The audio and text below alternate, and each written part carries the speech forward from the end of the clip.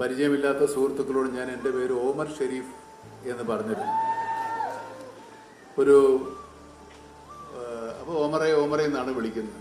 പക്ഷേ എന്തോ ഒരു സമയത്ത് ഞാൻ കൂട്ടുകാരുമായി നടക്കുമ്പോൾ എൻ്റെ പോക്കറ്റിൽ നിന്ന് എൻ്റെ ഐഡൻറ്റിറ്റി കാർഡ് താഴെ വീണു.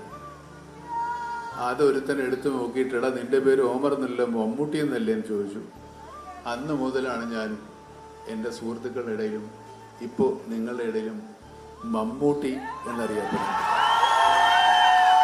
പക്ഷേ പലരും ചോദിച്ചു ആരാണ് ആ മമ്മൂട്ടി എന്ന് പേരിട്ട ആളെന്ന്. പലരും സ്വമേധയാ മുന്നോട്ട് വന്ന് ഞാനാണെന്ന് പറഞ്ഞവരുണ്ട്. പക്ഷേ എനിക്കറിയാവുന്ന എനിക്ക് പേരിട്ട മമ്മൂട്ടി ദാണ്ട് അവിടെ ഇരിപ്പുണ്ട്. നിങ്ങൾക്ക് കാണാൻ വേണ്ടി ഞാൻ പുള്ളിയെ ഒന്ന് ഇങ്ങോട്ട് പിടിക്കും.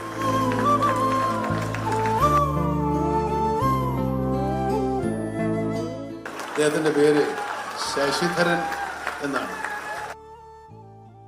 പലരും എന്നോട് ചോദിച്ചിട്ടുണ്ട്. ഞാൻ ഇയാളെ ഒളിച്ചു വെച്ചിരിക്കുകയായിരുന്നു, പുറത്തു വിടാതെ ഒരു സർപ്രൈസ്.